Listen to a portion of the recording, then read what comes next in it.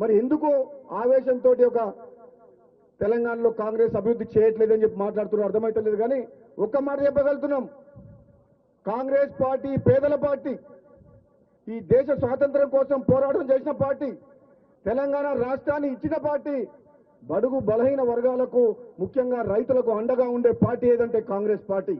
ఈ కాంగ్రెస్ పార్టీ ద్వారానే పేదలకు న్యాయం జరుగుతుంది తప్పితే ఒక కుటుంబ పార్టీ ద్వారా ఎప్పటికి కూడా న్యాయం జరగదు.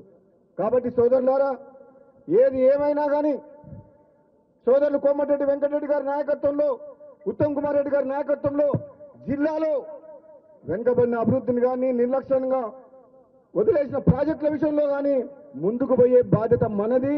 మన అందరం కలిసికట్టుగా ఈ జిల్లాని ప్రతి ఎకరాకు సాగునీరు తీసుకొచ్చే విషయంలో కానీ, పేదలకు అండగా ఉండే విషయంలో కానీ, ఏ అభివృద్ధి విషయంలోనే సరే వెనుకడుగు వేసే ప్రసక్తి లేదు. అంత ముందుకున్న మంత్రి ఉన్నాడు,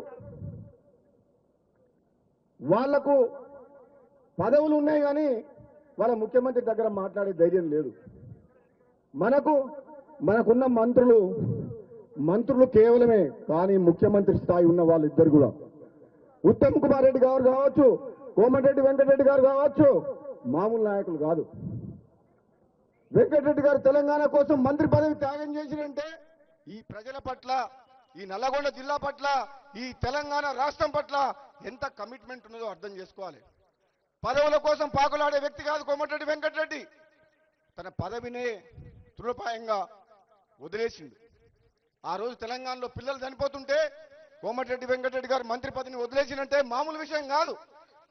ఎంతో మంది పిల్లలు ప్రాణత్యాగం చేస్తుంటే చూడలేక ఈ తెలంగాణ రాష్ట్రం సాధించాలని చెప్పి, 60 ఏళ్ల కళ పూర్తి కావాలని చెప్పి, ఈ ప్రాంతానికి అన్యాయం జరుగుతుందని చెప్పి తెలంగాణ రాష్ట్రం కోసం పదవి త్యాగం చేసిన వ్యక్తి. ఎవరో ఏదో మాట్లాడుతుర్రు, నిన్న మొన్న రాజకీయాలకు వచ్చిన వాళ్ళు, తెలిసి తెలవని అవగాహన లేని వ్యక్తులు, అది అన్ని మంచి పద్ధతి కాదు. ఒక వ్యక్తి అవతలి వ్యక్తి గురించి తెలుసుకొని వాళ్ళ త్యాగం ఏంది, వాళ్ళ కష్టమేంది, మానవత్వంతో మంచితనంతో ఈ ప్రాంతం కోసం ఇన్నేళ్లుగా ఎట్లా కష్టపడుతుందో తెలుసుకొని మాట్లాడదు. కానీ నోరుంది కదా అని చెప్పి సోషల్ మీడియాలో కానీ ఏది పడితే అది కరెక్ట్ కాదు. ముఖ్యంగా సోదరుడు వెంకటరెడ్డి గారు బ్రాహ్మణ వెలంలో రిజర్వాయర్ ఈరోజు నీళ్లు వచ్చినాయి, మా మునుగోడుకు వచ్చినాయి నీళ్లు కాలువల ద్వారా. ఎంత సంతోషంగా ఉన్నారంటే ఉత్తమ్ కుమార్ రెడ్డి గారు మంత్రిగా వచ్చిన తర్వాత ఒక్క నిమిషం కూడా అసెంబ్లీలో కానీ బయట కానీ ఒక్క నిమిషం వేస్ట్ చేయకుండా ప్రాజెక్టుల గురించి పాటుపడుతున్న వ్యక్తి. అంటే మీకు కాంగ్రెస్ పార్టీకి మంచి పనులు చేస్తుంటే మీకంటే మీరు చేయలేని పనులు కాంగ్రెస్ పార్టీ ముఖ్యమంత్రి గారు కానీ, ఉత్తమ్ కుమార్ రెడ్డి గారు కానీ, వెంకటరెడ్డి గారు చేస్తుంటే మీకు మింగుడు పడతలేదు, కడుపు మండుతుంది.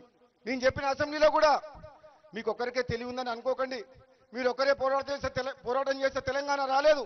తెలంగాణ ఉద్యమంలో సకల జనులు ఉన్నారు, మేము ఉన్నాం. పార్లమెంట్ సభ్యునిగా నేను కొట్లాడినా ఎంతో మందిని కొట్లాడితే తెలంగాణ వచ్చింది. మీ యొక్క బీఆర్ఎస్ పార్టీ సొంతం కాదు తెలంగాణ, మీది కుటుంబ పార్టీ, ఇది మాది జాతీయ పార్టీ, పేదల పార్టీ. కాబట్టి సోదరులారా, ఏదో సోషల్ మీడియాలో కానీ అక్కడ కానీ ఏదో మాట్లాడుతున్నారు తప్పితే నిజంగా కాంగ్రెస్ పార్టీ మీద వ్యతిరేకత లేదు. వాళ్ళు క్రియేట్ చేస్తున్నారు. ప్రజలు కేసీఆర్ని కోరుకుంటున్నారంట, నవ్వుతున్నారు ప్రజలు. ఎవరు కోరుకుంటున్నారు? మరి కోరుకుంటే నేను ఫామ్ హౌస్లో ఎందుకు కూర్చోబెట్టిండ్రు, నేను ఎందుకు కోరగొట్టిండ్రు? నువ్వు అసెంబ్లీకి రానివాడివి మీటింగ్లకు వచ్చి బహిరంగ సభలు పెట్టి మాట్లాడుతున్నావు. నువ్వు నిజంగా ఏదైనా మాట్లాడదలుచుకుంటే ప్రధాన ప్రతిపక్ష హోదా ఉన్నావు కదా, ప్రతిపక్ష నాయకుడిగా ప్రజల సమస్యల్ని అసెంబ్లీలో మాట్లాడు.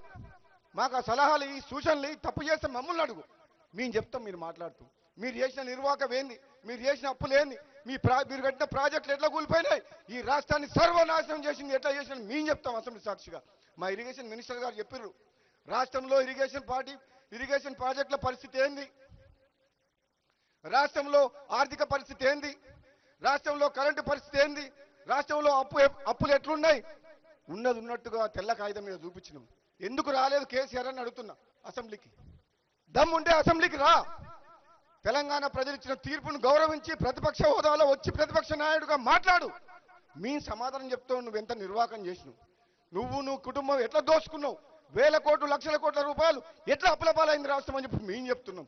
నువ్వు ఎక్కడో మీటింగ్లు పెట్టుకొని నువ్వు అవినీతి సొమ్ము ఉంది కదా అని చెప్పి జనాన్ని తీసుకొచ్చి మాట్లాడితే కుదరదు. తెలంగాణ ప్రజలు నమ్మరు. 1000 జన్మలు ఎత్తినా మళ్ళీ బీఆర్ఎస్ పార్టీ రాదు. మన జిల్లా మంత్రికి ఏమైనా సోయుందా?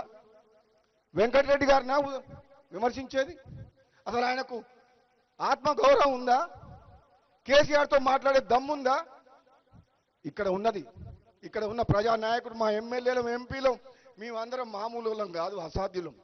ఏదంటే అది కొట్లాడతాం, ఈ నల్లగొండ జిల్లాని అభివృద్ధి చేస్తాం. ఆ సత్తా ఇప్పుడున్న నాయకులకు ఉంది. నేను చెప్తున్న సోదరులారా, మాయ మాటలు